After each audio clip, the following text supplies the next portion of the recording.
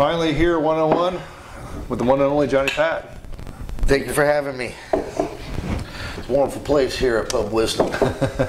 Well, you are the regular, one of the regulars. Between you and Dan are my two regular irregulars, and yeah, I wanted you over here with a one-on-one and kind of discuss a little bit how we got to know each other and at the pub. Yeah, at the pub. At the pub. I kind of remember a bit of it, and it's probably a later night. Both kind of sitting there drinking, and I'm not even sure how we even got on the subject, but we did connect with. Maybe I think I might have asked you about that wrist tattoo of yours, and I thought. Oh yeah, maybe that's what Norse it was. mythology, or I don't know how we got on that, honestly. Yeah. But the subject of Norse mythology came up, and then we just jammed on that for freaking, something I've had a lot of research in for the quite last some time. Probably 10 years or so. I've been looking into that. Right before the Vikings series came out, I had about a year's worth of research into it, and then when that series came out, I'm like, cool. And, yeah.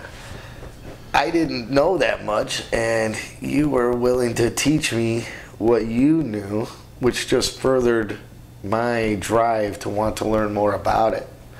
It was really cool. Norse mythology is just really cool. Everything about it. Because some people get real touchy on the subject of religion, as we were kind of discussing prior to this. I mean, what is it to you in terms of what does it mean to you? I mean, what do you? Well, what do you get from it? What do you get out of it? Ever since I was a kid, I always Thor was just always really awesome to learn about, and it's really crazy to explain. It's almost unable to explain it, really. But then when you learn more, you understand more, and the values. I guess it's about values and virtues, and that's something that I really appreciate. And in this Norse mythology, it's really important to hold true to your oath. It's really important to take care of your neighbors, help when in need. There's so much to it, and I felt like I just relate to that a lot versus other religions. And there's a lot more to say about it. I think most people associate Norse mythology with Vikings and Viking culture, and honestly, the Vikings were just the pirates of the group. They were the guys that collectively went out, raided, and gathered things, and did get a bad name because those who wrote the stories down were the Christians that they attacked a lot. Yeah, rightfully so. You're obviously opposed to them, and you want to try to demonize them to gather forces against them to help protect against them. But the sad thing is they weren't great at writing their culture down, and much of that stuff was written down much later. So it's tend to be done through Christian eyes, and a lot of those stories seem to be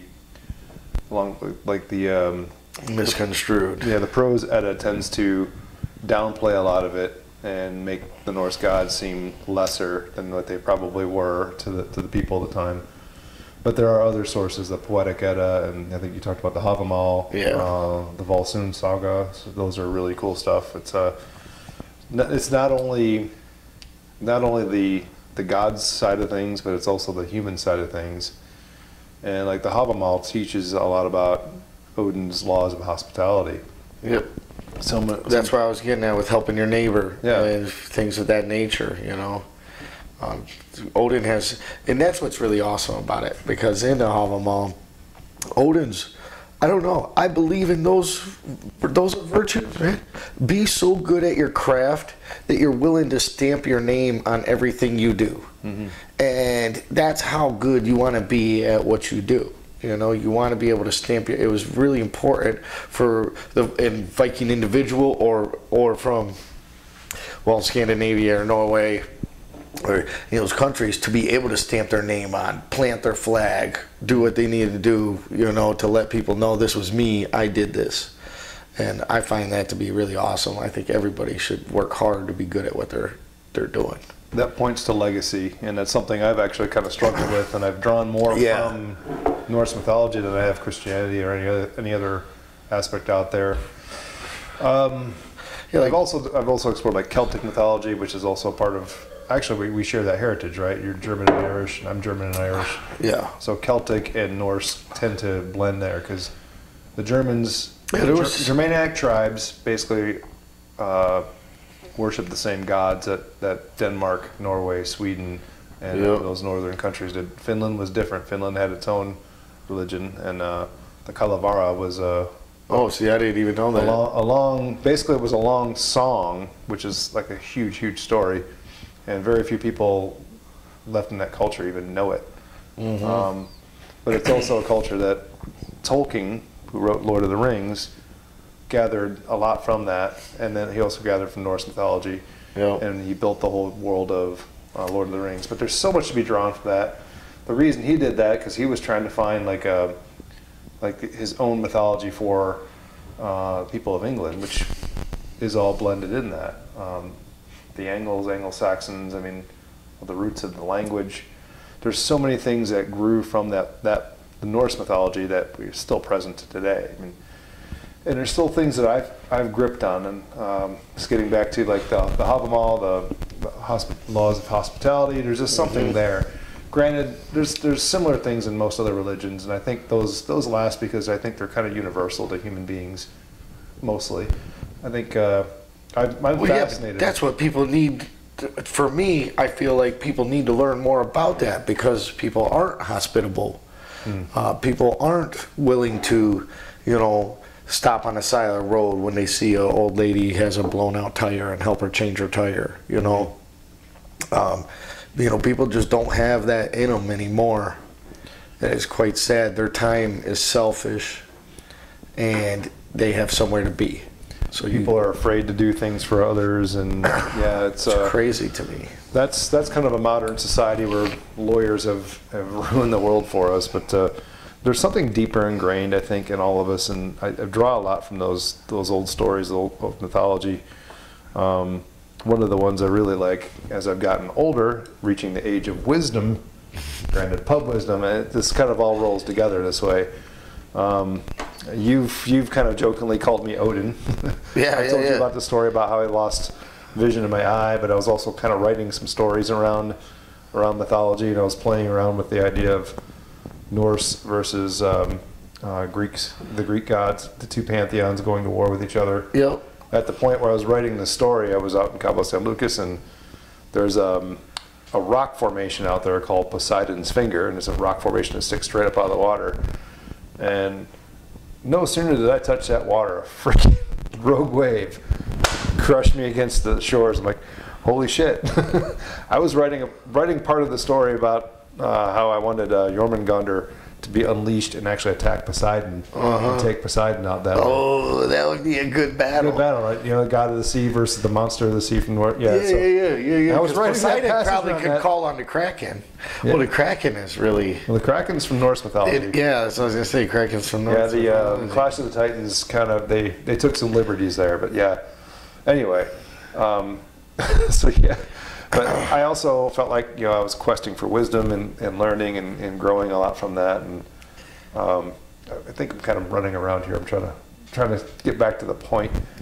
But that's how we met, though. And I did call you Odin, and you're still saved in my phone book as Odin, the Allfather, Jason. It's a true story, and. And that was really cool. And then you introduced me to Tyr, and I had no idea who that was. God of justice, God of war, God of justice, and it's funny how much you can relate with somebody. Yeah. And I swear the gods love me. They do. They've protected me. They've kept me good. I've been in a wild-ass motorcycle accident, all kinds of shit, and the gods have protected me to keep me here for some strange reason. And, Near-death accidents can put a sharp focus on life, I think, and kind of give you a new purpose if you really think about it. Definitely does. But not only that, just in my adventures and in my travels, there's so many stories. I don't want to get into them. That's a later day. But the gods have definitely been on my side many times.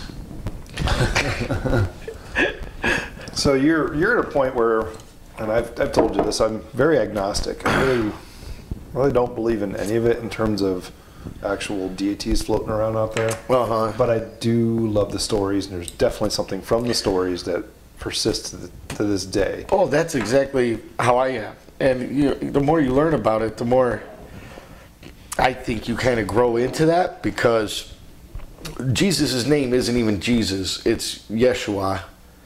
And nobody even like really knows that or says that somehow it became Jesus. And there's all these other things about it. And so it's like, I don't think that we know any of it really. I believe that there's a creator or creators or what have it, but I don't think we know them at all really. You know, or we did at one time before the pre-flood, maybe. Feels like a bit more of a clockmaker in that sense, where they set it all up, wind the clock, and just let it go. I mean, yeah. But thing is, being agnostic, it's basically taking stances I cannot know. I do not know. But that's why I like it. I've observed a lot of life, and I've seen a lot of things that make sense. But to that end, I don't know. And I can trust science to a certain degree, and I can, the scientific methods, those who wield science or claim they are science, you better question them, because that is science. There's so much science more is questioning things. There's so much more to figure out. Yeah. You know, I think the second leading cause of death is medical error, malpractice. Like, doctors don't even know about the human body, really. They do. They know a lot. That's also, yeah. But there's so many other things to it.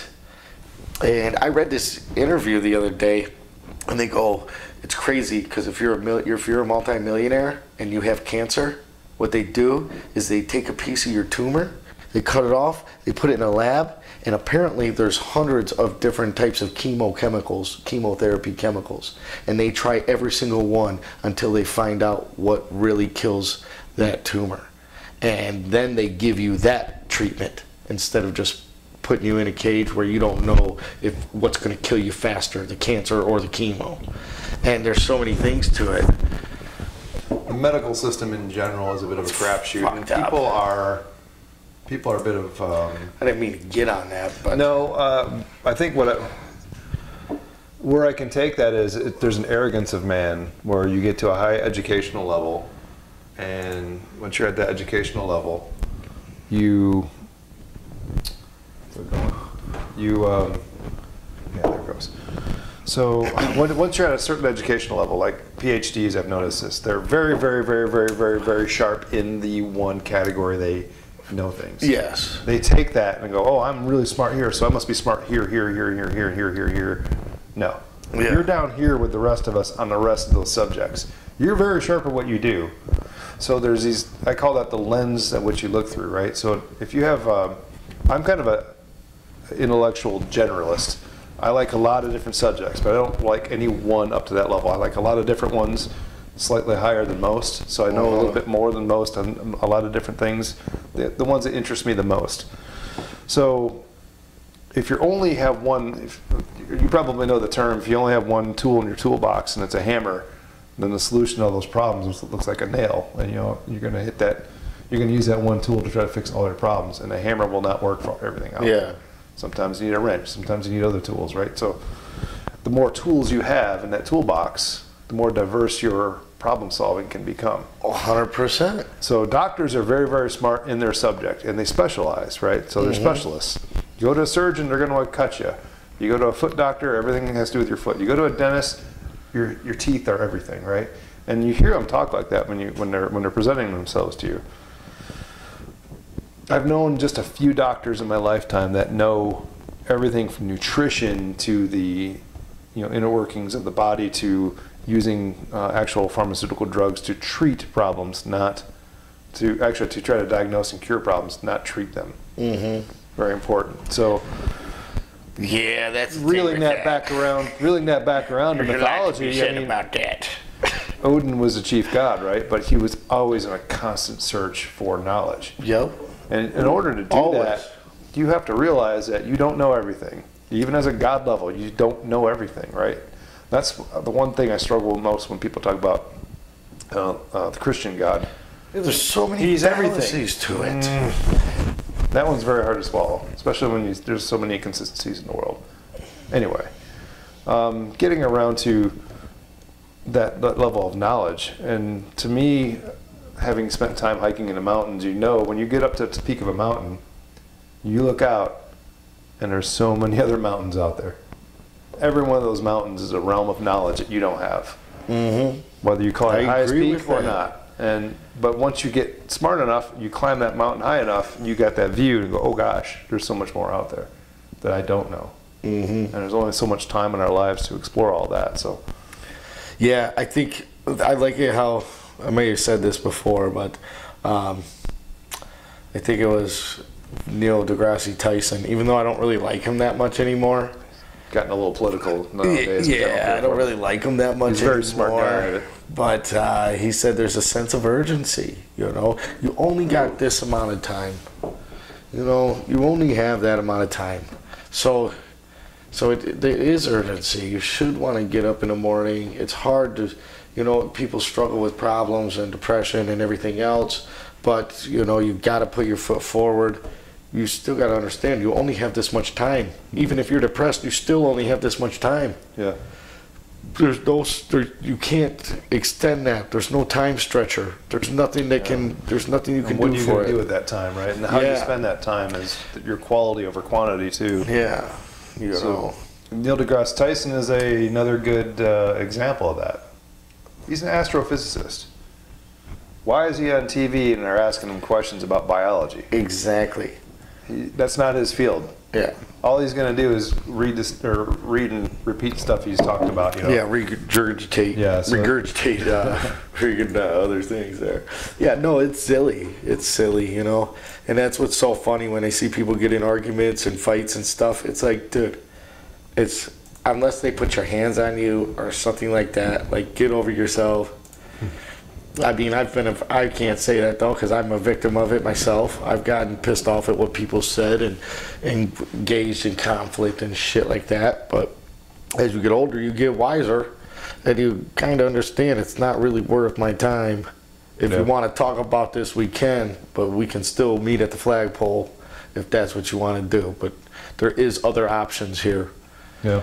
Where we can just both go home. You're starting to gain that wisdom, right? You know. And, yeah, you'll even hear about that. Have you been through the Hava Mall? You have? No, I just bought it. Okay, so I just bought it. Yeah. So, I mean, Roden talks about not being too drunk, right? I mean, you got to keep your wits about you and I've read passages from the Hava Mall, and that is one to still be able to wake up in the morning. I can't remember the passage, but that's what it basically means. Like, you know, have fun, but make sure you go to bed early and wake up early. Yeah. Yep. You know. There's another thing I really like about Norse mythology, that like Thor is the embodiment of manliness, like strength, manliness, and it was probably the most worshipped out of all the Norse gods. Most well known, especially because of the Marvel movies, even though that's very different than Thor of. Although I do like that video game God of War. And the Vikings, I like how they portrayed Thor. Closer representation of him, yeah. I didn't play it. I only watched clips of it, but I've watched the video clips too, yeah. Yeah.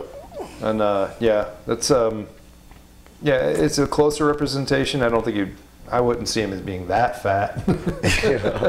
I've seen some old drawings where it was like all muscle. He was just a monster. I mean, he was solid, yeah. Yeah. I've seen drawings where it's a big upper body, but he's still got kind of barrel in the middle.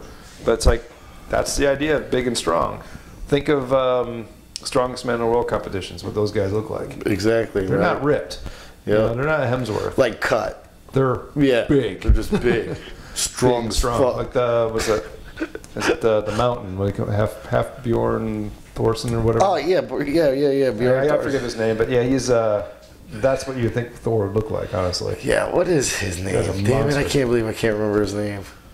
I have to look it up but anyway, yeah, and you just so much about being a man, and as I've gotten older, I've transitioned from wanting to be like Thor to be more like Odin. And the one story that I really, really like talks about his two ravens, and the ravens, the meaning of their name, Hunin and Munin, I hope I'm saying that correctly, is thought and memory.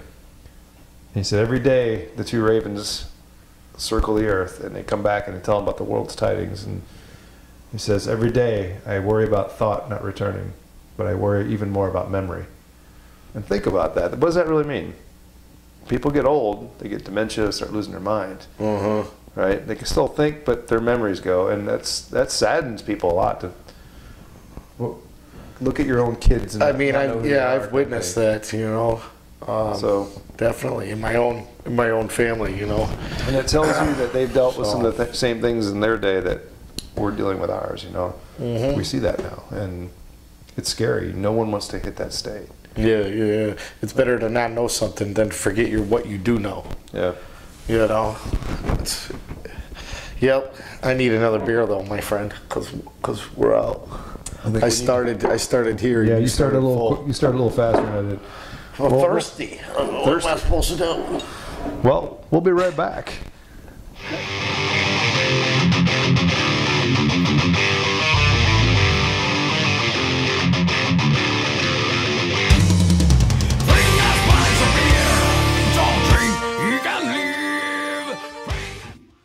On Pub Wisdom, we solve the world's problems one beer at a time, and then quickly forget about them the next day. Bring us pints of beer, we gonna drink now and here. Bring us pints of beer. Bring us pints of beer. Bring us pints of beer. Bring us pints of beer. We've been around the world with different endless roads. We've seen many towns. All right, we're back. Reload.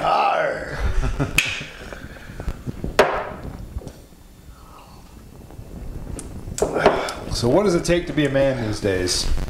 Or ever? I mean, what I like to define the difference between a man and adult age adolescent.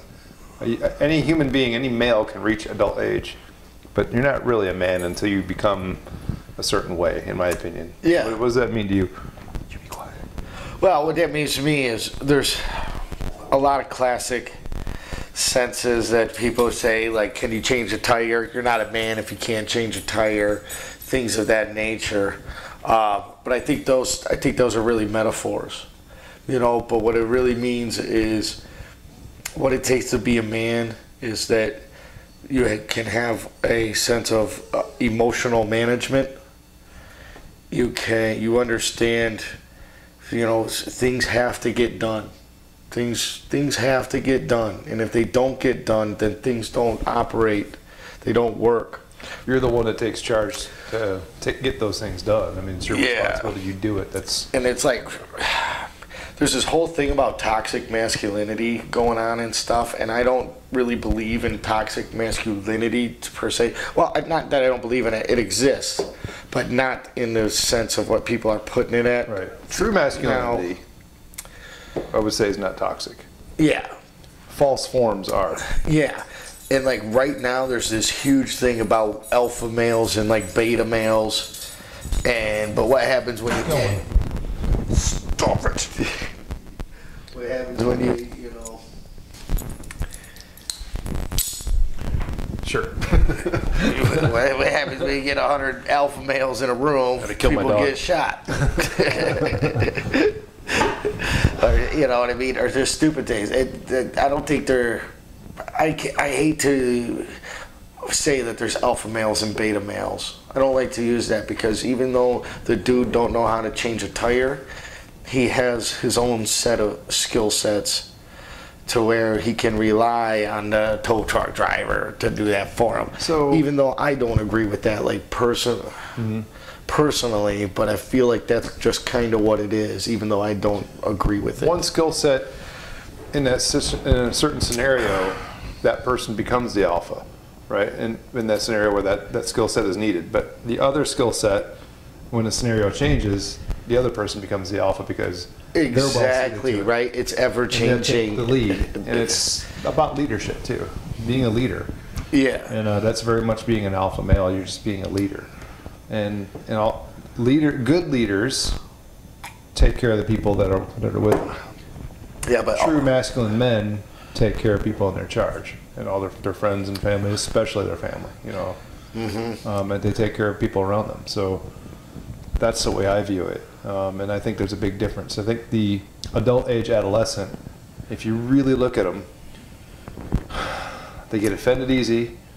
They go to they're emotional management, right? Quick to anger, right? They don't manage their emotions, and they want to beat their chest and attack the first thing that they disagree with. Yeah. And it's like, what's that really like?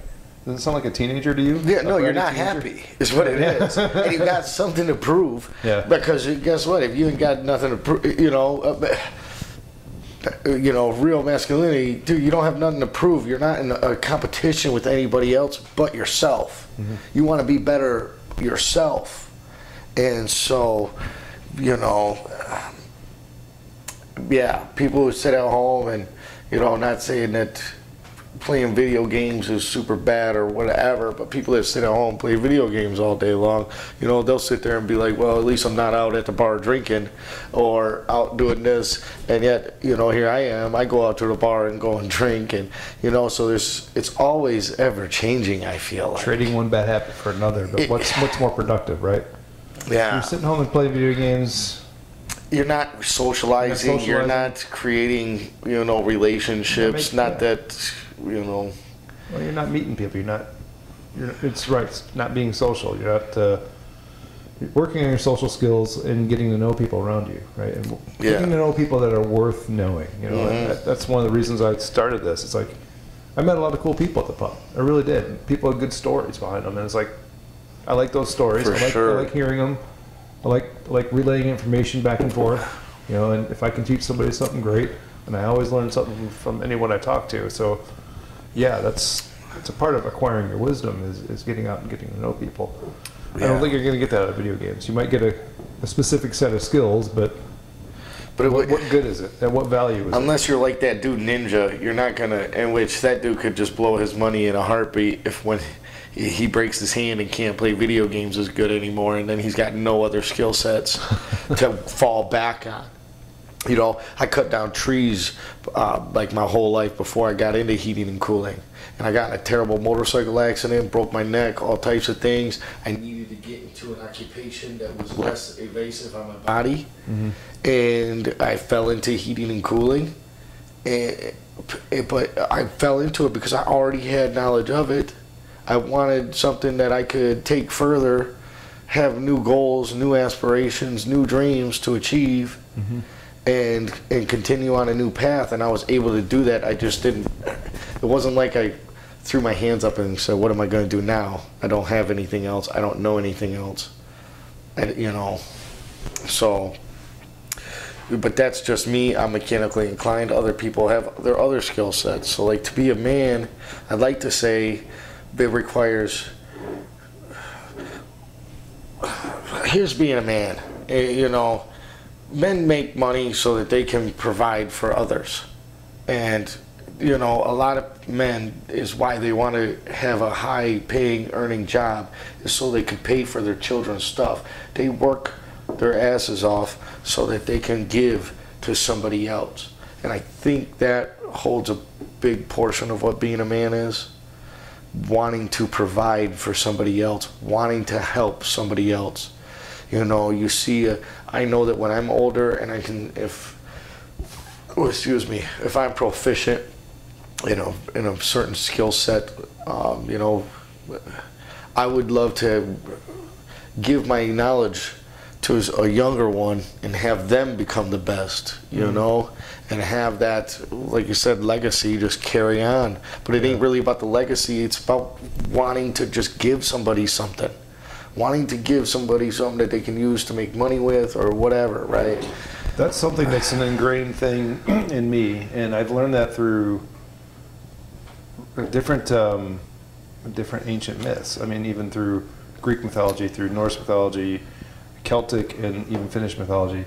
These people want their names to carry on, and they want it to carry on through the good deeds they did. Exactly. And yes, I got nothing from that from Christianity whatsoever. And that was always like, give away all your worldly goods. No, and instead you're not it's gonna need anything. Catholic. You can just go into a booth and confess your sins, and all of a sudden you're forgiven. Oh, yeah. God no longer cares about your sins. All done with that. Yeah, no, and I always thought that was so trivial. I grew up in, I went to, as soon as my mom hears this, she might freak. But You grew up Catholic. I grew up Catholic, and she put me through, she worked hard, she put 3 boys through Catholic school while running a business. So, I mean, you do get a higher quality education in a private school like that. Were you an altar boy? No. Not even once, huh? Nope. Listen, guys, he wasn't an altar boy, okay? Didn't even pretend. Nope. I wasn't that cute. I mean, ow! But at some point, I just know that it was a huge additional cost to my mother, and I just remember the word tuition sounded like a bad word, and it just sounded like a dirty word. By the time I got to high school, I had the opportunity to go to Monroe High, which has an automotive program. I was really interested in cars. I'm like, I want to do that automotive program. Yep. Didn't get in the first year, so I went into the welding program. So I ended up getting through that school, through high school. I had a 2-year education in welding, a 2-year education in auto mechanics. I got right out in the workforce and just started I working. suck at welding. And I used to be very good. Now, my vision being what it is, I'm not so good. But and I probably shouldn't do it anymore because it's actually damaging to your eyes over time. But anyway, I had 2 great job skills right out of high school, and that's something that's not heard of. Everyone, oh, you got to go to college. You got to go to college. You gotta go to college. Well, everyone has a college degree. It waters the whole thing down. And if everyone has a college degree, who's going to do all the hard manual labor? Yeah. I mean, you still have to have guys that are good with skilled trades, you know. But it did take me about a year or 2 before I decided I'm going to go back to school and get a degree. But there was a whole nother story there. I watched grown men freaking out because they didn't have enough overtime to pay their bills because they needed to provide for their family, and they just didn't have the time for it. And it was just to earn the money. So I thought, I do need a higher education. I do need a little better level of income to provide, because I didn't want to live like them. I didn't want to be panicking when overtime went away. I'm like, geez, if you can't make it on a 40-hour paycheck, you're way overextending yourself. You cannot rely on overtime all the time. But anyway. Yeah, 100% you can't, you know. Little nuggets of knowledge I picked up over time just by observing other people. And I guess I've done a lot of that. I've observed life for so long. And now it's like I put a lot of things together. And as I put them together, I like to talk them out. Tell me I'm wrong. Tell me. Am I saying something that sounds crazy or stupid or wrong? Tell me. And tell me why. Don't just tell me you're stupid and walk away. Like, well, screw you, dude. I mean, I get that a lot. But no, I mean, that's about open dialogue and good conversation and things I want to continue. And I want to continue that here. And even though, let's goof off. Oh, it's backwards, dang. Anyway. Anyway, that's just, it's stuff I just want to continue with this podcast and getting to know people and just getting their information out there and leaving that legacy behind. I might be gone someday, but my knowledge will still exist here. Yeah. And I can put it out there. And even if I hate to even think like that, but even if my children, don't have me around, maybe they can glean some things off of what I've been saying here. So yeah, that's part of the reason why I'm doing all this. Yeah, you want to leave behind, the more content, though, you leave behind, the more people get to know you or have memory of you or, whatever you want to say. Over. You know what I mean? Yeah.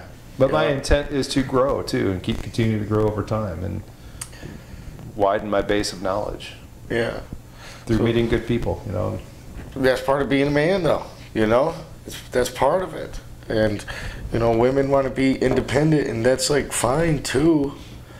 But you got to understand, men want to provide. They want to. They want to give you that. It makes us feel good.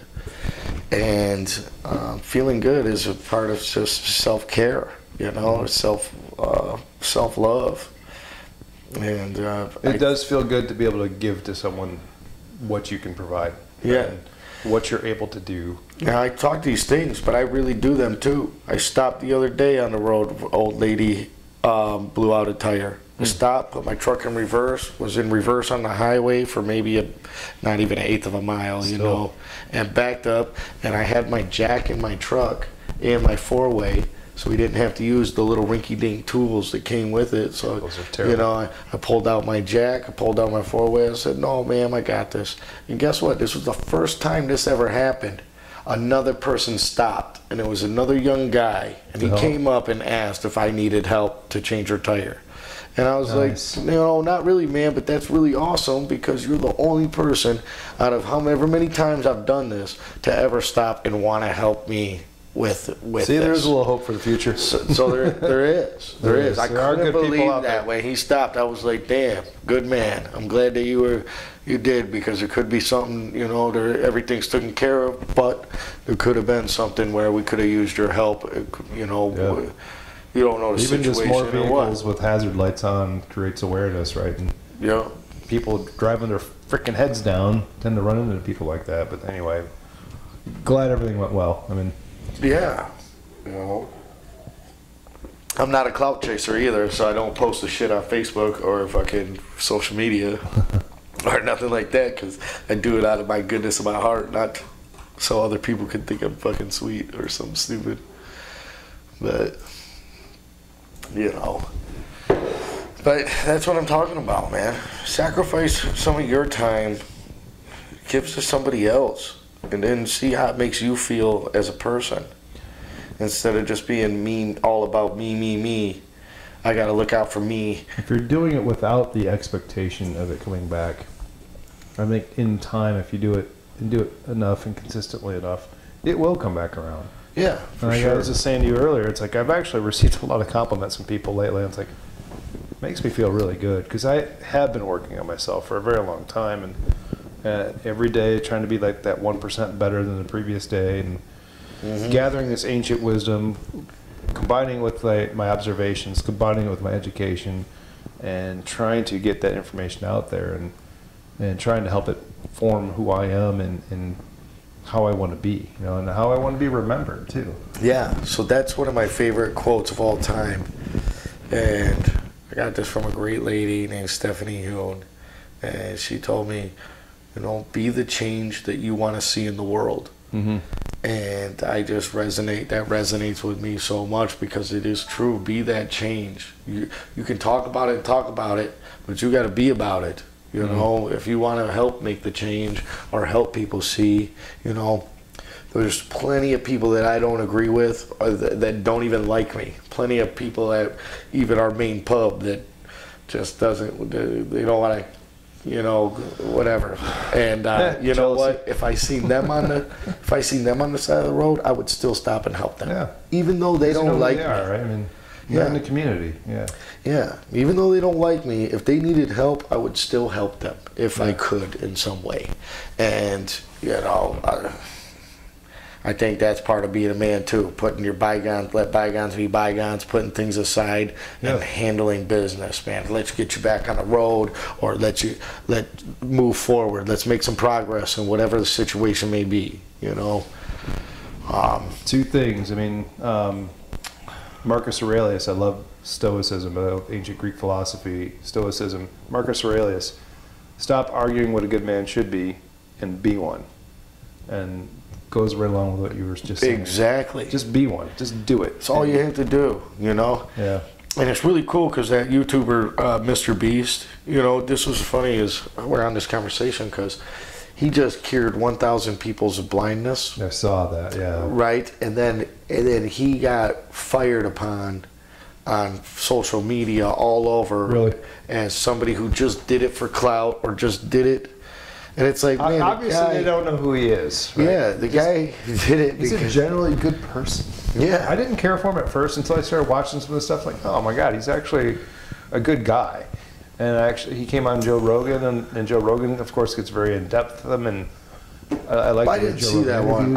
I love Joe Rogan Experience. But he's also been on Lex Friedman, who's another good podcaster that I really like, and just got a lot of good information out of the guy. It's like he is seriously, he's obsessed with creating the best content possible.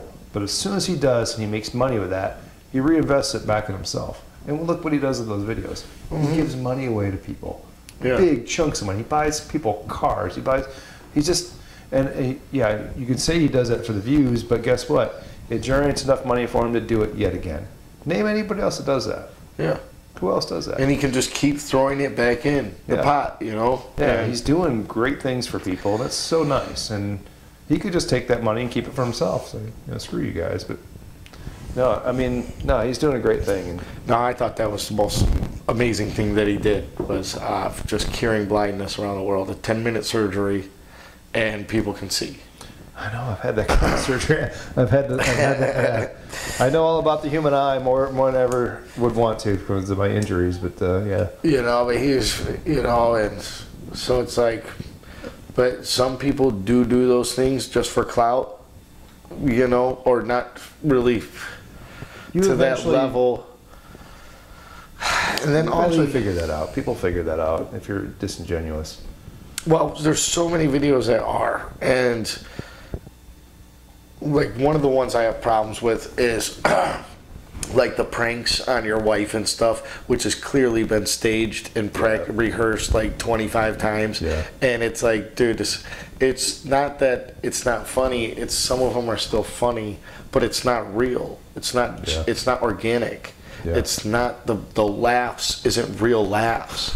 The Most ha wives, I I got think, you would just beat the isn't guys. a real ha I got you, and it makes me hate those type of videos. It's like they're doing it just for clout chasing, and it's not even real. Yet people give it attention, and they don't care that it's not real. They just, you know what I'm saying? They just People don't know what to give their attention to. the And content for some out. reason, it's a very ADD world out there where they just like these quick little flashy things that catch people. The short videos, TikToks, Reels, YouTube Shorts. They're all that way just to grab your attention. Which, by the way, I got to start putting some together to grab some people's attention. But no, I was going to circle back to the second point I was going to make. I like ice hockey. It's a team sport, and there's very primal things to that. I had a discussion with one of the guys I play with and against on a previous podcast. We talk about it. It's like, what are you doing when you're playing hockey? You go into a room with your guys. Those guys over there go into a room with their guys. You basically put armor on. Yeah. Your equipment is armor, and you have a stick. You have extensions of your feet. You go out there with a coordinated attack against the other team. You go out there with fucking razor blades on your shoes and a giant wooden curved stick known to poke people's eyes out and their teeth out and I shit. call you Dr. Hook for nothing. And your goal is to catch this rubber bullet and fucking fling it as hard as you can at somebody. That crazy son of a bitch is the goalie. They like that position. So it totally is a good description of war or conflict. Right, and things get heated, and conflicts happen, and people want to start fights on the ice. You witnessed it, right? Watching some of my games. And at the end, what do? Everybody shakes hands. Yeah, We leave it on the ice, and that's the honor system of the game, and that's the honor of men. I mean, that's how men handle it. Yep. It happens on the ice. We're gonna take care of it on the ice. Yep. If we don't, I'll see you next game. A coward can't shake a man's hands that beat him up and fucking goes, all right, you got me. Yeah. You got me, but you ain't gonna get me again or whatever. That's right. You know what I mean? Maybe you got me this time. I'll get you next time. It's not over. And I've had those too. I mean, I've had games where I've knocked guys out, and I've had games where a guy nearly took my head off, and same guy. We've gone battles. But you know what? We get the brute bumps and bruises, and we shake it off, and we go back to work the next day, and we do our thing.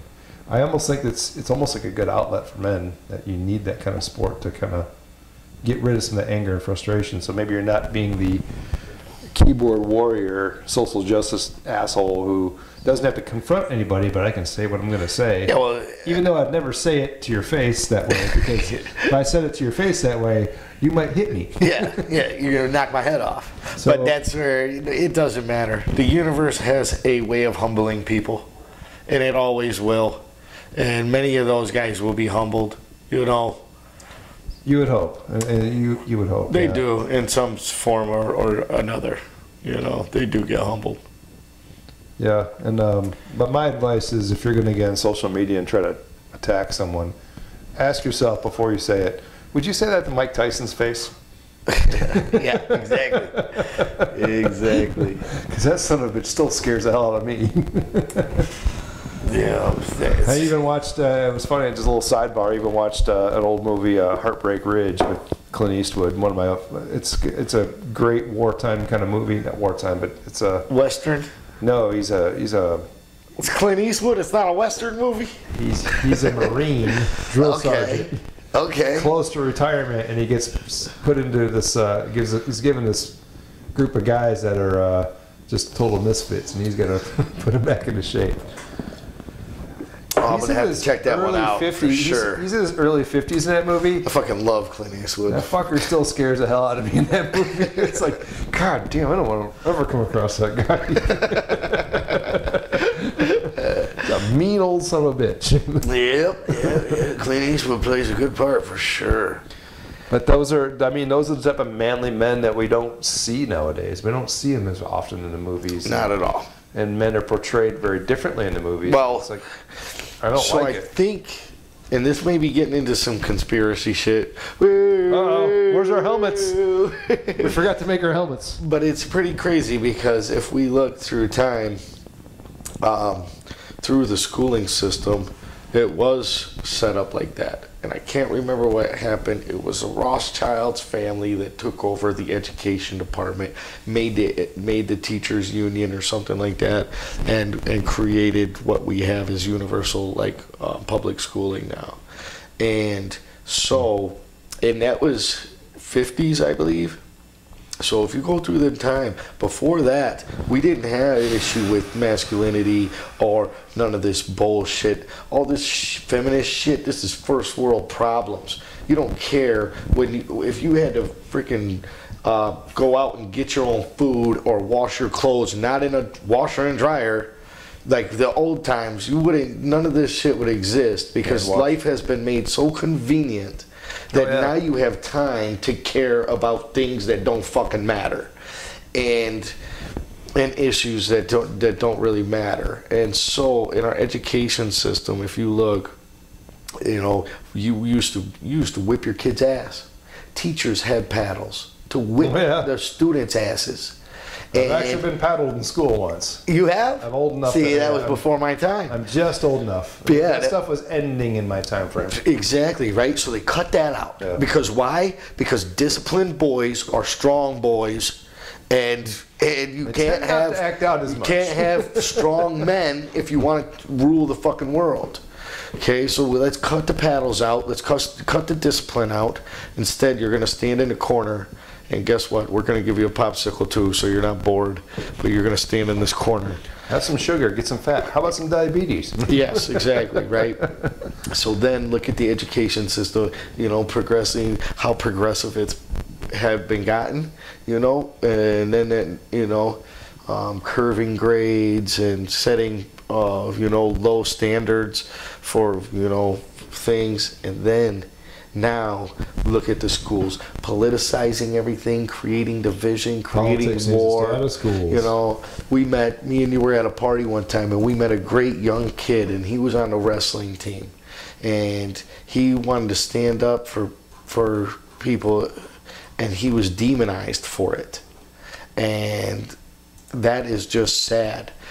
As a man, you're supposed to be taught to stand up for others and to protect others and to be there and want to thrive and survive and be strong, and you should be. And Man has always had two roles, provide and protect. that was in a local school around here, Yeah. and that's just really scary that it is here at home where they still want your kids to be in total chaos. No keeps structure, no Me discipline. with two young kids, I keep a watchful eye on what the schools are You do doing, something saying. wrong, now we're going to suspend you. You get a 3-day vacation at home. Let your parents deal with you. Yeah, You know really. what I mean? Because that really helps take the parents out of the working class, and and drag them home and make them stay with the kids. Because wait a minute, Yeah, that's Now- exactly what they needed. Was your a taxable vacation. money that goes to your schools just got limited. You little anyway. Yeah, exactly. You So know, okay, I mean, kids are bound to act up. They're meant to. They're meant to be kids. You know. and they've got pent up energy. And my personal thought is, school days need to be longer. But what you need to do is put more time in between classes and let the kids run around and get their energy out. Mm-hmm. If you give them 20 minutes, half an hour between classes, and then they come back to class after they run the energy out, they'll be far more willing to learn. Oh, The 100%. human brain just works better in shorter bursts. But, And we used to have that recess. Do they still have that? I don't know if they have Sort of. recess anymore. they do, but it's like 20 minutes. I mean, out of the whole day, like, I don't know. Yeah. I've got a lot of opinions on schools and how Well, people no, should be taught. I mean that's what because that's what the government wants to attack. They know that your children are malleable, they're moldable. They can easily change their mind because they don't know shit. That's why they're in school, is because they don't know shit and they're supposed to learn some shit. Religion knows that too, And so yeah, exactly. Get them while they're young. It's so exactly, and so they know that most parents, they created a supposedly inflation, where things just magically rise, prices just rise out of nowhere, even though billionaires are still creating billions of dollars, but the prices on the products rise. It's all silly to me, but. So they made it impossible for one family member to raise a house, to have a nuclear family, to raise 2 kids and have a wife and provide for them. They made it damn near impossible, and for the average family to do so, and they know that. Well, so your kids are mostly at school. That is where they're learning things, and then they come home, and the parents are too tired to work hard with their kid. I could agree with that. Yeah. to do these things. Hey, thank you. You're not even a dad, and you recognize that. Yeah, it is. It is, and it is tough because you worked a full day, and then you come home and you get your kids, and you're supposed to help them with homework. Well, as a single dad, it's like I also have to cook them dinner.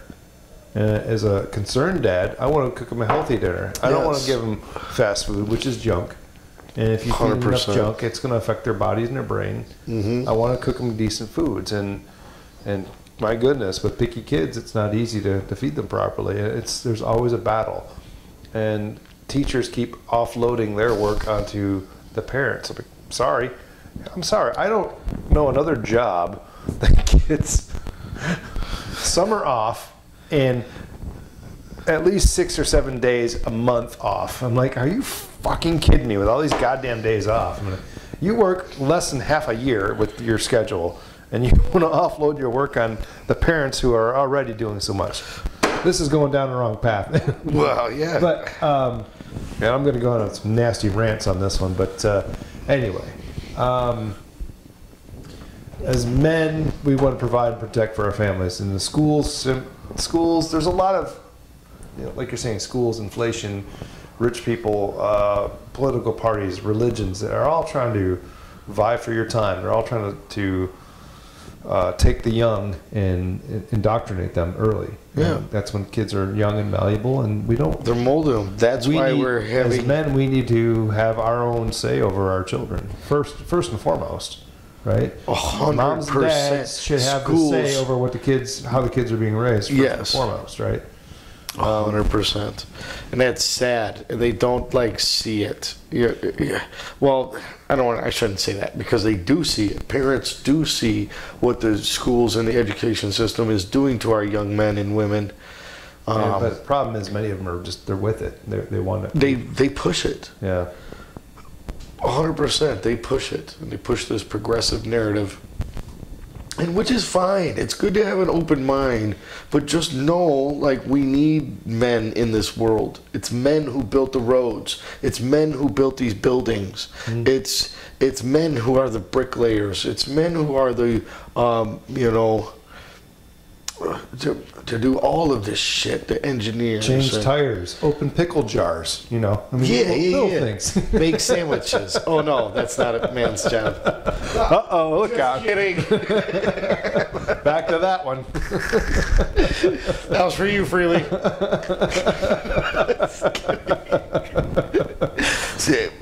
A little knife. Ow. Felt something in my back. Voodoo doll. But no, and it's good, and we should. I just, like I said, it is controversial because everybody has their skill sets. It's hard to judge what a man is nowadays. Before, when there wasn't this much things going on, when there wasn't social media or the internet or this, a man was determined by how he could provide for his family and the things that he could do, And now you could just make some YouTube. You could just be some weird kid and somehow a YouTube channel pops off and now you're a millionaire. And you got money to invest and invest things right, but you still have no skill sets whatsoever, but somehow accomplish some great feature, So it's just hard because all that mixed in, how can he not be a man too? He made $1 million. I didn't. I've worked as hard as I could and worked my fingers to the bone. Well, that you're putting the emphasis in the wrong thing. Yeah, so he's making a lot of money, but why? Exactly, it's not virtuous. It's not virtuous to me. Earning the money, earning that kind of money isn't what it is to be a man. Yeah, you've got a lot of money, but you can have a lot of money and not be a man. Yeah, that's how I feel too. As a matter of fact, you probably still act like a spoiled child too when you're rich. And that's kind of the problem where rich men have children, and the children are never successful because the man started from nothing, became rich, they had children and brought the children in and the wealth, and the children were not formed by those hardships. They never got to see those hardships that the man went through to build that for working them, right? 14 hours, 15, 16 hours a day. Breaking his back or working, through his mind to accomplish something. And you're going to work a long time for that. Either way, whether you're working with your mind or your body to accomplish something, you're working hard. Well, I see it all the time. I have a lot of clients in Grosse Pointe Farms and all these super high rich estate cities right on the water, and I go in there and some of these guys, I wouldn't trust them to watch my dog.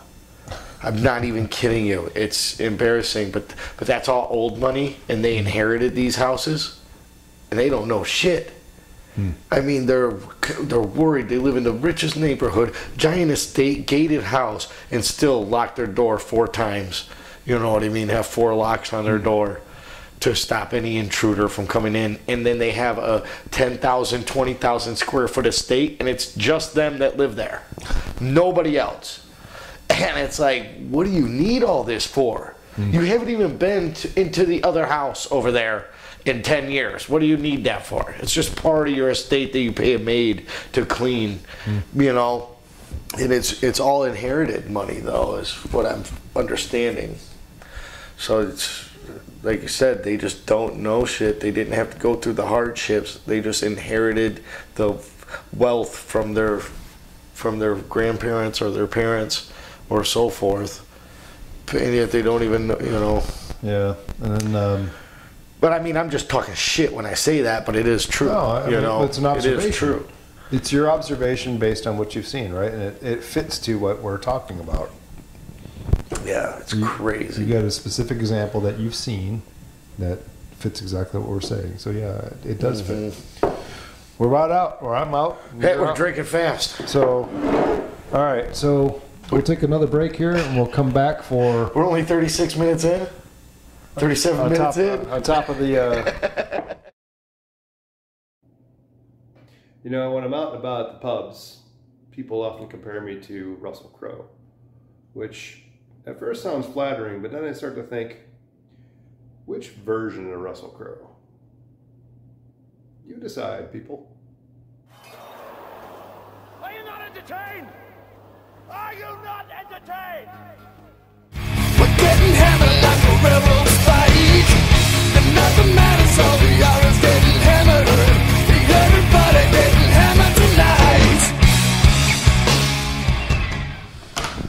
Things are getting serious here at the pub. Oh, you back out. No worries. No, things are getting serious because we're talking about men providing and protecting in our roles, and yeah, I mean, we're both in full agreement on that. It's like, what do you do? I mean, if a man, woman, and a child are walking down the street and someone comes up, pulls a gun, what happens, right? I mean, woman protects the child, man protects the woman. If the man takes the bullet, at least the woman has a chance in still raising the child. Still raising the children, and they can become, into it. But that's the craziest thing, And I always think about it.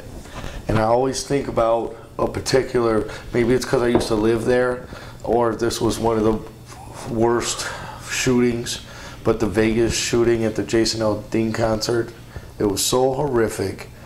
And it was men that covered women so that they wouldn't be shot. And they brought in tow trucks because they ran out of ambulances just to lay bodies on and take them to the hospital as fast as they could. And just to put yourself into that situation is insane. You're being shot at from you don't know where. You originally thought it was fireworks until you started seeing people dying around you. And all of a sudden you notice everybody's getting shot. And that's one of the roles as men. What does it take to be a man?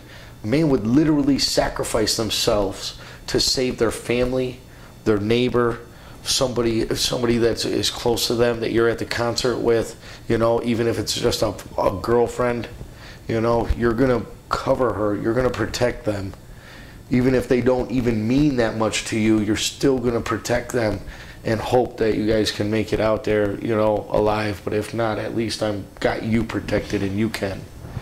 So, that's a huge part about it. I've never been in that. I mean, not many people have, but I've never been in that scenario. I never have either. But I have been in a large club when a riot broke out.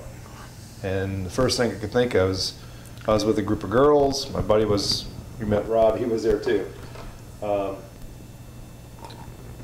First thing I thought was the girls were at the dance floor. I'm at the table. My buddy Rob is up getting a couple beers. Riot breaks out and like pepper gas is flying and like. What? It was like SWAT team pulled in there. The riot squad. This is downtown Detroit. The State Theater used to be called Club X. Okay. And massive place for. I didn't know you partied like that. Yeah, I was in my 20s. There was a fun time to you in one day. So yeah, that was fun once. No, a riot breaks out and the girls are on the dance floor. My first thought was people are rushing out and I need to get to them, right? Yeah. Short story is we all get out, we're all fine. But the funny part was, Rob, you're at a club. Beer is really expensive, no matter what. Even if you're buying cheap shit. Rob's at the top because there's only thing he could do is one place he could go is get a couple beers way the hell up there. Riot breaks out. People are just rushing up the stairs.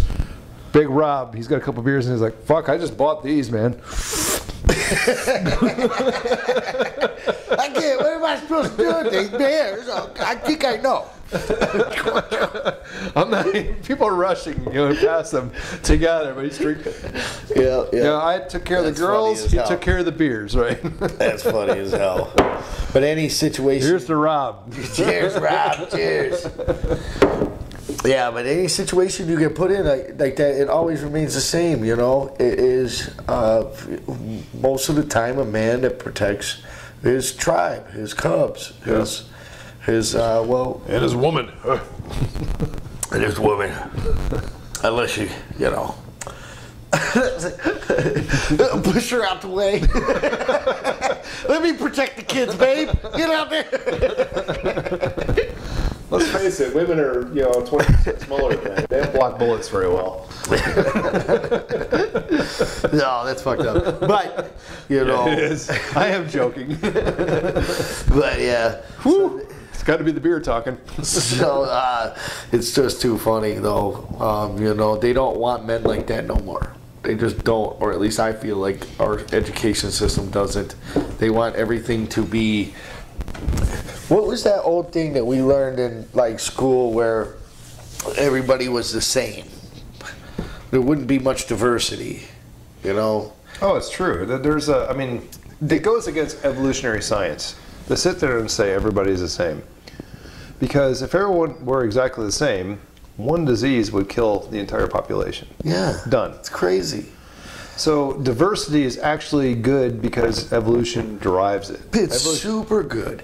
And that's what's crazy to me is they want everything. Okay, so why don't they talk about how You can't have diversity if everybody's the same. why don't they ever talk about how good people are? Why is everything got to be how bad? Why is everything got to be, oh, white people are bad for this, and black people kill black people more than anybody, and why this is bad and this is bad? Why don't we talk about the good things that we do as a culture, and instead 2 reasons, right? and progress that? We want strong men. We want talented, children. A couple of things there. First of all, it's actually a symptom of what a safe society we really live in.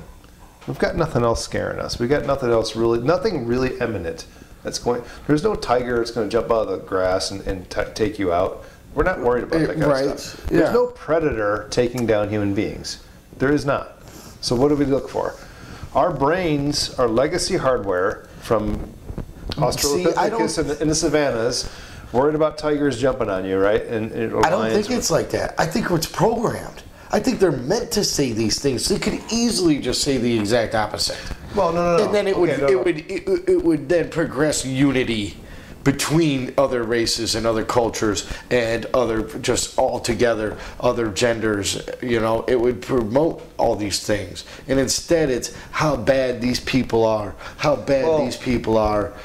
Let me finish the thought, right? So, being the neuroscience nerd I am, we have the part of our brain called the amygdala is hyperactive and looking for danger. The news media, they have to sell their airtime to their advertisers, right? If it bleeds, it reads. Why is that? Because if it bleeds, you're gonna get sucked into that news.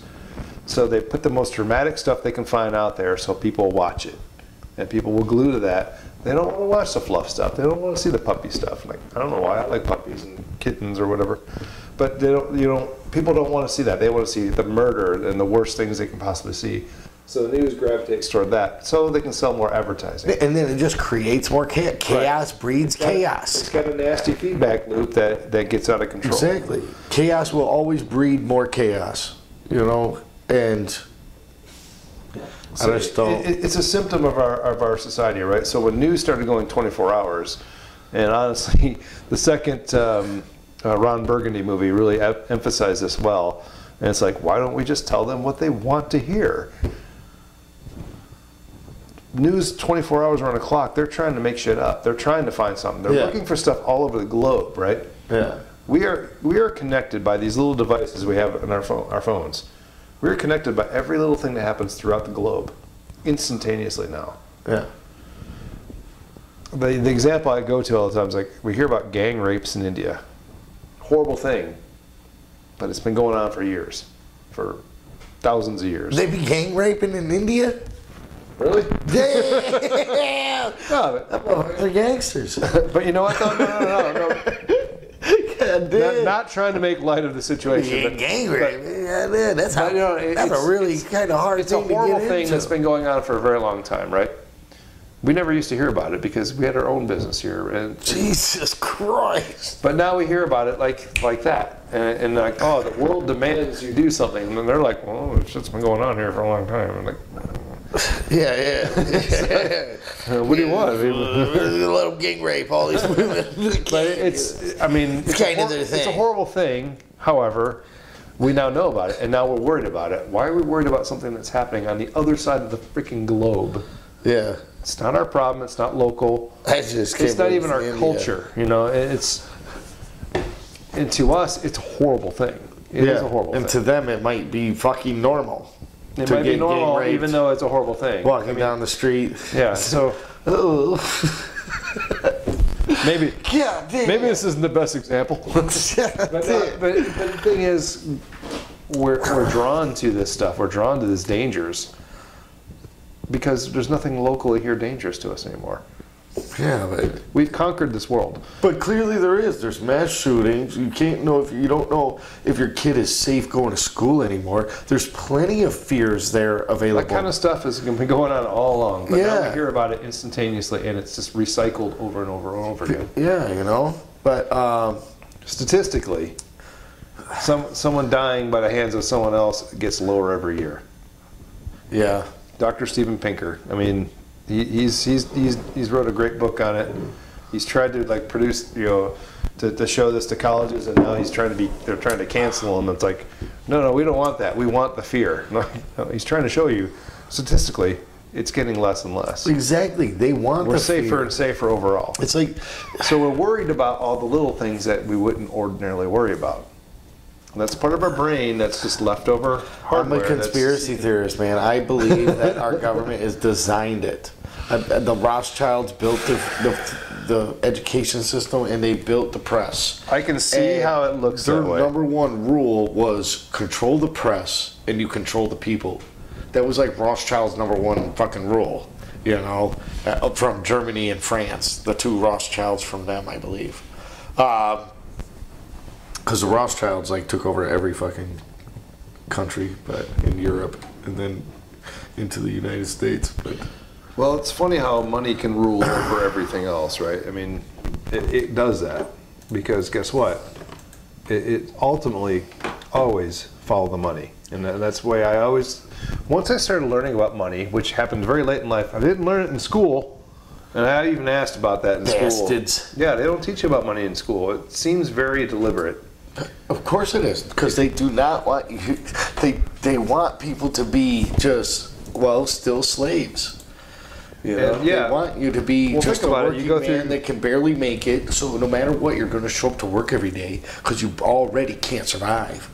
So no matter what, Well, when you exit college with a massive debt, you are an indentured servant now because you got to pay off that debt that you cannot get out of. yeah, but that's like, I don't know how I feel all about that, because some of those people that get out with a $400,000 college debt, they're making $250,000 a year right out of college, and so they're able to repay that back pretty quickly. And Not really. no, No. I don't know how it goes. I You're don't stuck have with that debt. You're stuck with that kind of debt for a long time. I was lucky enough to take some classes and have an employer pay for a lot of them. So they were. So as I was taking the classes, they were paid for. Yeah. So by the time I graduated, it was all done. Well, all I'm saying is I've met like a few doctors and stuff, customers, when they exited school with a huge amount of debt, and they're millionaires now. So True. I'm sure there was a it's period like, where they weren't. Was it worth it? Yeah, I know there was a period when they weren't, but Well- the college education helped them grow into that.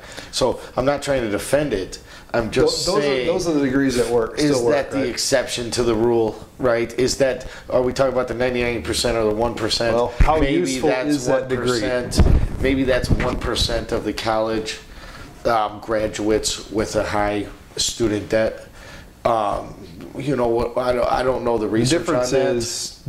is the debt grows every year, but the payout doesn't. Inflation proves that, right? Yeah, for sure. So if my job is now worth less, if I work for the same salary every year, and inflation goes up every year, my income is actually going down, and I'm worth less. Yeah, every dollar year. in the bank theory. Right. So Yeah, yeah. $1 in the bank. Is- How long is that dollar going to last? Right. Or whatever. Well, no, I mean after that year, that dollar's now worth like 90 cents, and Yeah. then it's worth like Yeah. 72 Yeah. cents, and then it's worth like 50 cents. How Yeah. long is $1 in the bank going to last? Right. Yeah. So yeah, I mean, if you don't get pay increases that outpace inflation, you are effectively worth less every year, and almost no one gets a raise that outpaces inflation. Mm-hmm. And that's really kind of the sad thing. So if you get a raise that is equal to inflation, are you really getting a raise? No, you're just getting leveled off. That's Yeah. all. Yeah. And- But somehow America still grows billionaires when everybody else is paying. Well, the fucking tax price system for is it. set up for it. And when you learn money, you can learn how to utilize that tax system for you. For sure. And think about it. We even know people that own businesses, right? And they're incentivized to reinvest money into a new or expanding business every year, whether it's real estate or a business or whatever. If you don't constantly reinvest that money, then you get taxed heavily. But if you keep reinvesting it, you get tax breaks. Mm-hmm. And it forces you to actually get richer over time, because if you do that and do that right, it will work.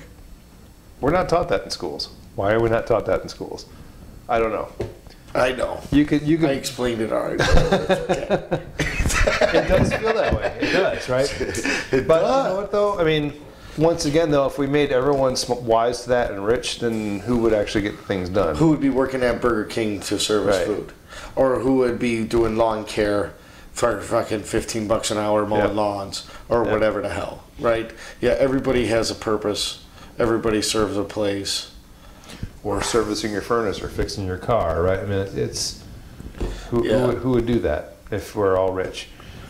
Yeah. But then again, you wouldn't be.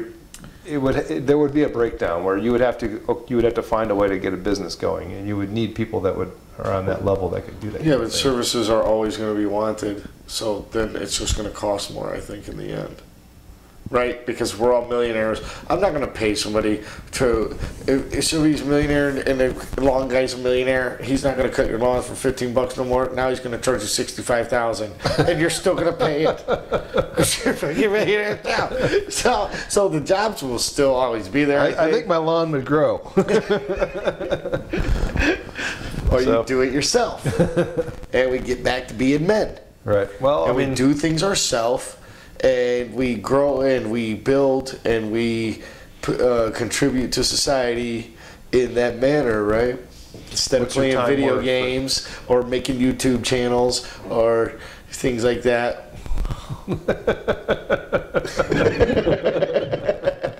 Nothing against YouTube. It's a fine platform. It's the very best. Way better than the others. But yeah, you know what I'm saying, though. I'm just making a comment there. And no. There's a certain point. No, don't. Not at all. There's a certain point of pride to doing your own thing, and I really appreciate that. Yeah. Honestly, another common ground you and I have is building cars, hot rodding and stuff, right? Oh, for sure. So my point of view was always building a fast car that you could drive on the street, and I always thought there was a lot more involved to building a car that was quick and you could drive it daily versus a pure drag car. And there was that point of pride. I thought I was on that path. I built that.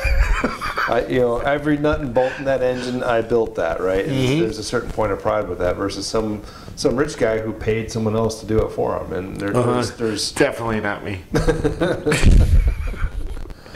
So, I mean, I was that guy where I had a very tight budget like this. I got a very tight budget of this, right? But I try to make something from nothing, and the best way to do that is to use your knowledge. Yep. Utilize you learn, right? Yep. Utilize your skill sets. Utilize your skills and do the best you can with that. And then you achieve something from there. And then with that, you gain something, and then you take that knowledge, you put it back into you reinvest it, and you go a little further next time. And that's like money, and it's like anything else in life. And you acquire that wisdom, and you push it forward, and you grow from it. And that's what we try to accomplish. I mean, yeah. I know. Then pass that wisdom on to future generations. I thought I was building a fast car that you could daily drive, and instead I built a race car that you can street drive. It's a big difference. Sorta. It's a big fucking difference. Building a street car that you can race, or building a race car that you can just drive on the street. It's a big difference. Very big difference. I took Gary that one time for a ride. I thought I was going to give him a heart attack. I shouldn't have done that. You should have. Still ticking though. I mean, no. Still ticking. Still ticking. So I'm happy. But that guy's going to be around a long time. I got to say, man. I think so. He's going to outlive us all, I think. I think so.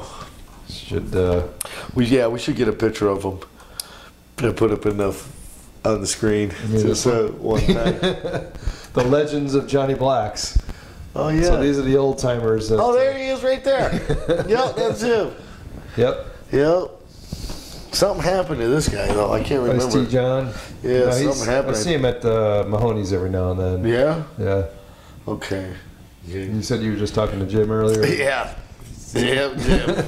A religious discussion that didn't go well. Didn't go too well. And then there's of course Walt. So That's really funny about religion, though. That's one thing I don't get, and I explained that. You know what's so funny?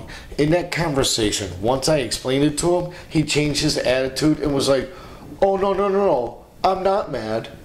I just don't need to be. I just don't need to talk to you anymore." And I was like, "Why did it take that to explain that to you, though? Because I believe in something different than you." Who cares? We've still been good friends. We've shared stories and laughs For and years, good right? times for years. And all of a sudden, this new revelation, oh, I can't be friends with you. Yeah, That's the downside quite of odd. being hard-nosed religion. And it was like, why would... And you know what I looked at him? I said, see what Christianity did to you? Ooh. That's what I said to him. And I was like, why would you ever hate me for anything? I never did nothing morally wrong to you. I never did... You can't judge me for something I haven't done, or like what? You judging me based off of belief. I feel like Allen Iverson. It's practice. It's not the fucking game. It's different. It's just something I believe in. It's not about the game of life. It's not here. If I seen you injured or hurt, I would pull over. I would stop. I would protect you. Because it's the right thing to do. Never fucking not do that or not be your friend for any of those reasons.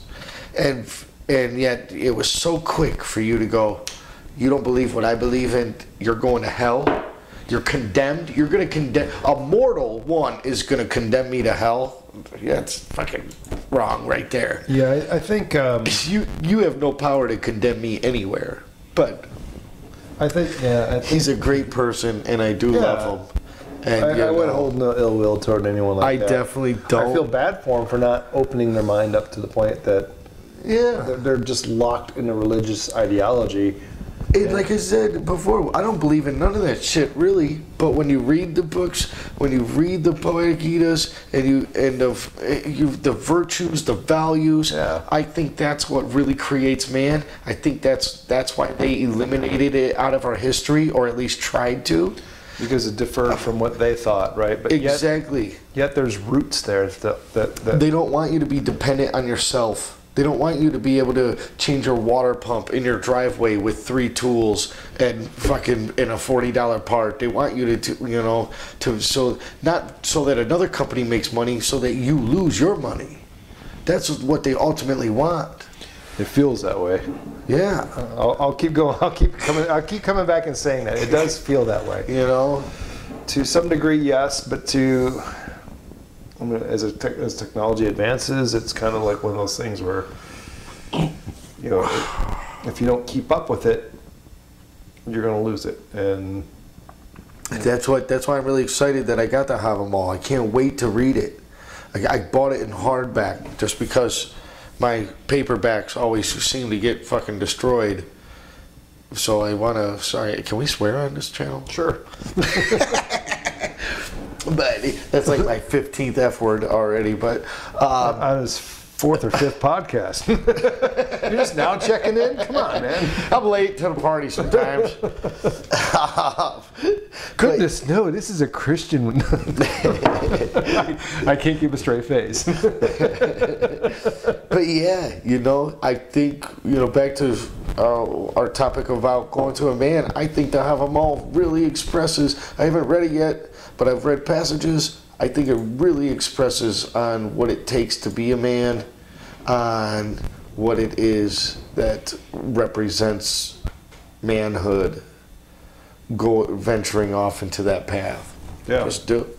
Virtuous. Yeah, the Old Norse was very much about holding to your word, right? And your word, your oath would really meant or your something. sword will turn on you and cut you down. Yeah, I mean, if you broke that oath, you were not a very good person at all. Yep. Yeah, and there's a lot of cool things that that have been lost, and I think that mythology resonates with a lot of people. It resonates with a lot of guys. Yeah, because if people had accountability for themselves, the world would be much different. Oh yeah. If you were able, if there was, It's a non-victim mentality. It's an ownership Exactly. mentality. And you never ask yourself, well, why did I get fired? It's always my fucking boss is a prick. Yeah. You know what I mean? No, motherfucker. Did you just fuck up too much? I mean, Trust me. And that's the other thing about wouldn't be those 16 days this month you called in, right? yeah, that's the other thing about like the Havamol where I talked about before. You want to be so good at your craft that the employer begs to hire you, not you beg the employer for a job. Yeah. You want to be so good that an employer looks at you and goes, oh, "Holy shit, we can't lose this guy. But I need this person on my team." And a good employer. What do I have to do as an employer for you to be a part Right. of And my if a good company? employer has good values themselves and they recognize those values in you through your actions, Yeah. they'll want to keep you. They'll want to hire you and keep you. Yeah. And we've lost that in our society where we just think, it's all about the money. But no, you work for a certain value. You work for the fact that you want to do a good job on something. And if you work for an employer that wants to do a good job too, those two values align. Yeah. And then you're going to work for someone and just be prideful to work for them. It's not about the money at that point. Of course, you need enough money to provide for your family, like we said. Yep. And hopefully they'll do that, and they should. Well, that's what I'm saying. It comes with it, Right. because you want to progress. This is your trade or your craft, your product, whatever it is that you're selling to somebody. I sell my HVAC skills to a company, basically, is what it is, and for a price. And so, how much do you want these skills? Is it worth this much? Can we agree and negotiate on what my skills are worth to you? And go from there, and that's the position you want to be in. Not, you're going to offer me this much, okay, I'm taking it. I'm sorry, I know I'm not worth much, so this is what I got to take. No, you want to be worth a lot. You want to have value. You want to be valued. Honestly, as an employee. it's more than just those skills. It's your value as a person, and I think that reflects too. And maybe you see this as you're becoming older. I'm sure you're working with guys that are younger than you now. Yeah, And, all the time. And the fact that you're kind of older, it's like, shit, you I gotta actually- be more responsible around these guys and show them the way. And Actually, I had to go do a second opinion. They had to call a senior tech out, which was me, to come in, look at a heat exchanger. And because our maintenance tech was unsure if it was a cracked heat exchanger, which is bad because now you're emitting carbon dioxide into your house, and Yep. we all know that can be fatal. So I went out there, and I went out to a couple of his second opinions, and he's been wrong a few times, but he was like, nope, I want somebody out here. This one doesn't seem right. So I went out there, and sure enough, seems like a good system of checks and balances, honestly. But well, 100%. Yeah, Our go company's a great company, Yeah, but good. I don't want to Sounds mention good. it here, if you know what I mean, or whatnot. But sponsor us. maybe we can get into that for real. But no, And so upon inspecting this furnace, I did find a breach in the heat exchanger, and I found 15 ppms of carbon monoxide emitting into the home. And so afterwards, I gave a call back to this tech and was like, "Good job, dude. Nice. You were able to catch that. You did a good job." And it was reaffirming him on his job, so he feels more confident in what he does. You know what I mean? Yeah. You know what I'm trying to say here? Absolutely, yeah. It was a set of system. I did that out of my own. I didn't have to fucking call him for nothing, Yeah. But I decided to. I wanted him to know that he did a good job. Good job finding that. Because what happens if them people would have went to sleep and then, 4 months later, Don't wake down up. the road, the crack is bigger. Now you're putting out 100 parts. You know what I mean? And now they don't wake up. Yeah. Good job finding that. Yeah. And the beer's good.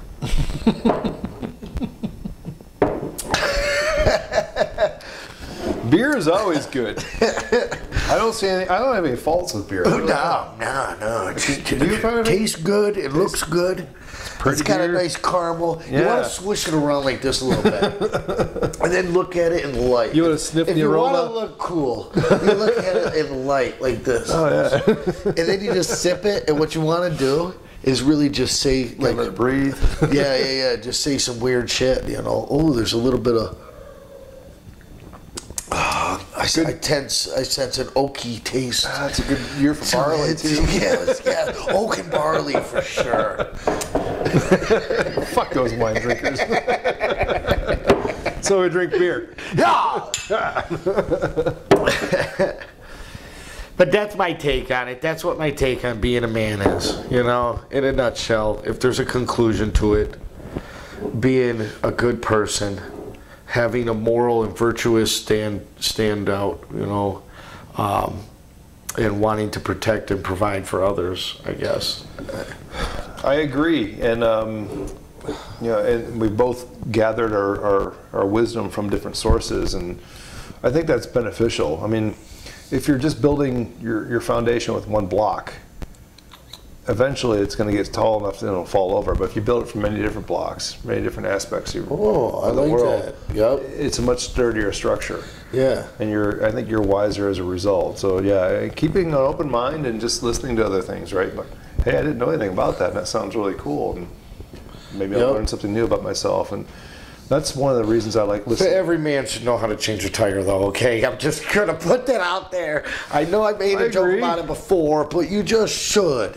Okay, even if you're a scrawny little fucker, you still should be able to know how to change a tire. They build these machines. It's all mechanics. Exactly. You don't have to lift it yourself. Yeah, they build these things so that the job is easier for you. But yeah. So yeah. I mean, all those things that combine to make a man and a good person overall. And yeah, we do have our faults, but you know what? That's I think that's why we need women in our lives. Women are the softer side. They sometimes, hey, Exactly. you're a little rough on them. All right, maybe they'll settle down. Exactly. You know? And Like if you have that trusting relationship with a woman, and they kind of complete you in that way. And that's men and women are equal. They just serve different parts. Exactly. They serve different things. Making me a sandwich. And I'm just kidding. I gotta stop going to that. People are getting upset with that joke. I gotta stop it with that joke. It's toxic masculinity to even make that joke. That's not what I want to say. Short story is, ladies, if you want a man like this and you can make a sandwich, I think you're in. Ham and cheese and mayonnaise, baby. Real easy.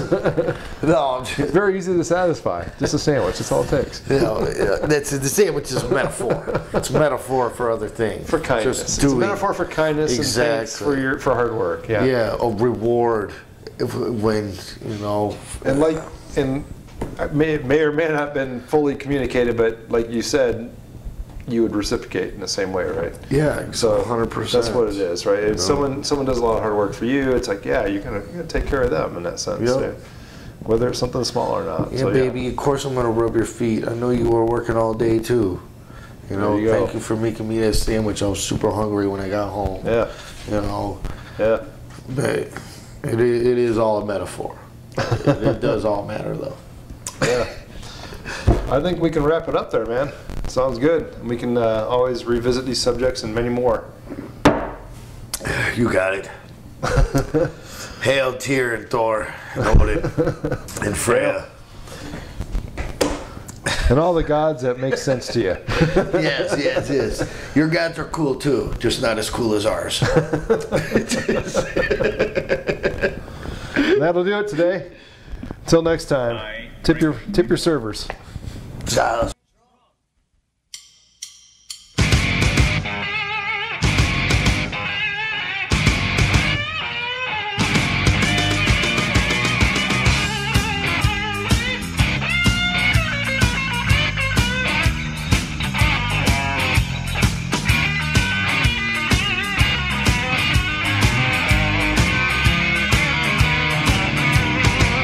Every day, baby, when the sun go down, I give 'em my friends and I begin to clown. 'Cause I don't care what the people are thinking. I ain't drunk, I'm just drinking. But you're so high. Oh man, you know I ain't high. But you're so high. Yeah, well, I just take a little sip every now and then. But you're so high. You ought to be ashamed of Stay yourself. drunk all Oh, the come on now, time. you all don't feel like that. Come home last night, all lush. They begin to fuss. I said, honey, hush. Cause I don't care what the people are thinking. I ain't drunk, I'm just drinking. But you're so high. Oh, I ain't drunk, I told y'all I ain't drunk.